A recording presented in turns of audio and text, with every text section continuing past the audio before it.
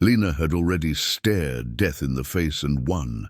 As a child, she survived an aggressive cancer, endured grueling surgeries, and relearned how to walk and speak. But the greatest danger wasn't outside her home, it lived within it, hidden behind polite smiles and empty reassurances. At just 10 years old, she bore scars that told a story of survival, but also of suffering. The ones on her body were visible, the ones in her heart were silent. Her neighbors saw a quiet, shy girl who moved cautiously, as though asking permission to exist. Then, one day, her voice disappeared. There were no cries for help, no frantic footsteps, only a heavy, unnatural silence that seemed to settle over the house like a suffocating blanket. What came next would unsettle even the most hardened investigators, because the truth wasn't just hidden. It was buried under a web of lies, designed to destroy anyone who dared uncover it. In 2010, Lena lived in the small town of Millstone, North Carolina, with her father, Mark, and her stepmother, Valerie. From the outside, they seemed like a family trying to rebuild after hard times. Neighbors described Lena as polite, soft-spoken, and almost invisible. She rarely spoke unless spoken to, and walked with small, careful steps. At school, she kept to herself, smiling only when the world briefly felt safe. But behind the closed doors of their modest home, the word care was twisted into an excuse for neglect. The warmth of a family was replaced by cold, instructions, controlling behavior, and unexplained absences from class. It was here, in this space between appearance and reality, that the story of her disappearance began to take shape. The morning Lena vanished, emergency services received a strange call. A fire had broken out in the family's backyard, sending smoke and the sharp scent of chemicals into the air. Firefighters, upon arrival, discovered something bizarre: a ransom note riddled with spelling errors, addressed to the boss of the house. It read like the plot of a low-budget crime drama, with clumsy threats and odd details. Police were immediately suspicious. Valerie spoke loudly and dramatically, altering her version of events with each retelling. Mark, meanwhile, appeared dazed, his confusion seeming rehearsed. The scene felt more like an amateur stage play than a genuine emergency, and from the start, investigators sensed the threat might be far closer to home. As police gathered statements, troubling details emerged. Neighbors reported hearing shouting matches late at night, followed by abrupt silences. Teachers mentioned Lena's frequent absences and the repeated explanations: doctor's appointments, infections, she's not feeling well. Each excuse pushed her further into isolation. And then there was the detail that made any idea of a runaway implausible. Lena's prosthetic leg was missing. Without it, she could barely move beyond the front yard. Yet Valerie continued spinning stories, shifting between rage and tears, while Mark clung to the image of a helpless father. Detectives began to wonder if they were both actors in the same performance, working from a script no one else had seen. The so-called ransom note quickly unraveled under forensic testing. It had been printed on ordinary paper using a standard household printer, one eerily similar to the one sitting in Mark and Valerie's living room. Search dogs followed Lena's scent from her bedroom to the family's car and then to the charred patch of earth where the fire had burned. The theory of a stranger breaking in to abduct her grew weaker by the hour. Valerie's background only deepened suspicion. Past allegations of domestic violence, restraining orders, and reports of abuse toward children from previous relationships. Yet suspicion alone wasn't enough. Investigators needed proof. The search expanded beyond the property. Drones flew over wooded areas, divers scanned local lakes, and teams sifted through mountains of garbage. At the same time, Valerie faced long, relentless interrogations. She didn't confess outright, at least not at first. Instead, she began dropping hints, suggesting that something bad might have happened, and claiming she feared Mark's reaction. To detectives, it was a familiar tactic, offering crumbs of information to stay in control. They knew that crumbs, if followed patiently, could lead to the truth. But they also knew that Valerie's every word was designed to protect herself first. Then came the discovery that changed everything. In a wooded area miles from the family's home, searchers found human remains. Days later, more were located, scattered in separate spots, placed with deliberate care, as if to prolong the hunt. DNA confirmed the unimaginable. It was Lena. Hope of finding her alive turned to the grim reality of a homicide investigation. The focus shifted sharply, from searching for a missing girl to dismantling the lies of a domestic crime scene. The ransom note, once central to the case, now seemed laughable, a crude prop meant to hide a much darker truth. Evidence against Valerie began stacking up quickly. Investigators uncovered inconsistencies in her timeline, text messages filled with contradictions, and testimonies from friends who remembered her complaining bitterly about caring for Lena. She described the girl's medical needs as a burden, referring to her as too much work.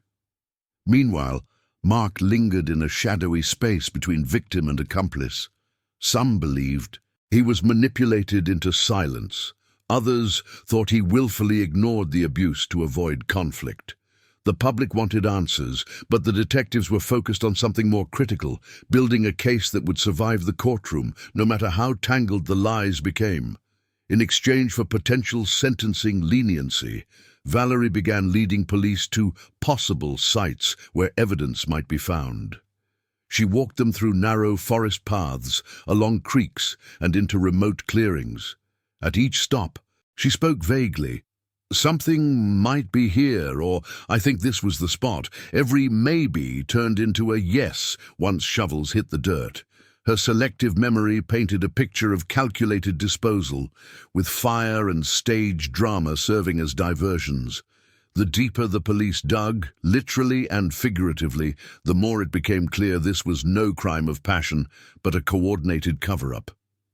The discovery of Lena's prosthetic leg, hidden in an old shed behind the house, struck investigators like a thunderclap. It was impossible for her to have walked away without it. The finding obliterated any remaining fragments of the kidnapping story. It became a physical symbol of the deception, a small, silent object that contradicted every lie Valerie had told. For the community, the prosthetic was a painful reminder that Lena's fate had likely been sealed inside the very walls meant to protect her. For detectives, it was irrefutable evidence tying the crime scene to the home.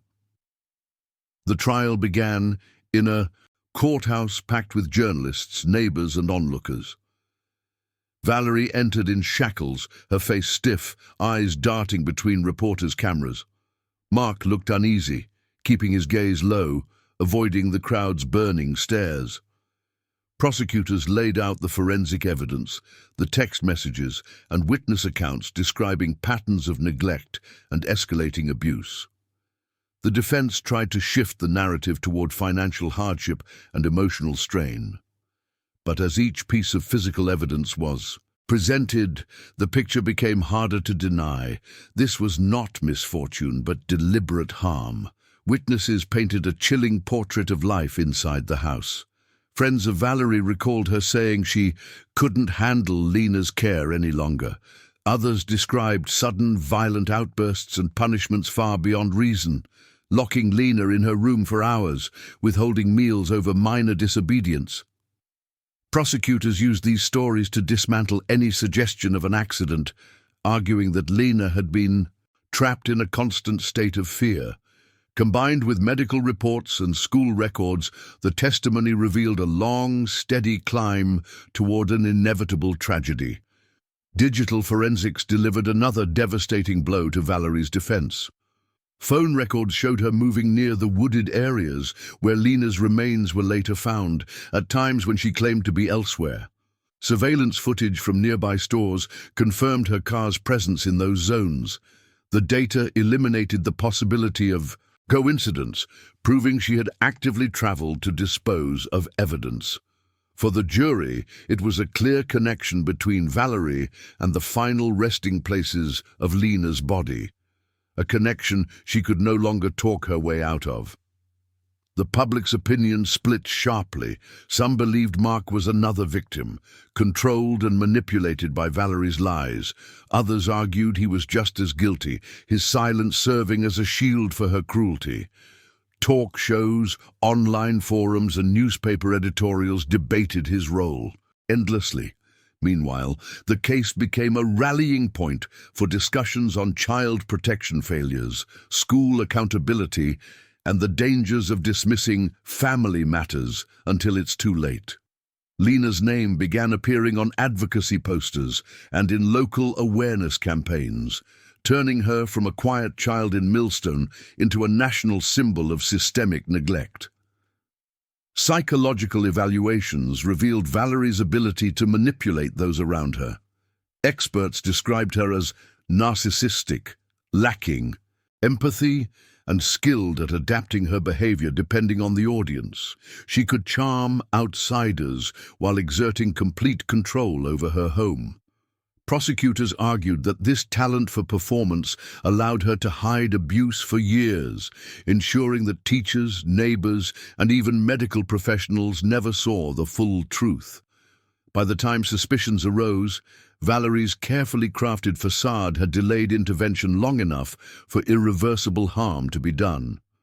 During the trial, prosecutors played a recording of one of Valerie's interrogations. In it, confronted with mounting evidence, she admitted to helping dispose of Lena's remains, though she still insisted that Mark was responsible for the girl's death. Her voice wavered, her story shifting in real time as detectives challenged each claim.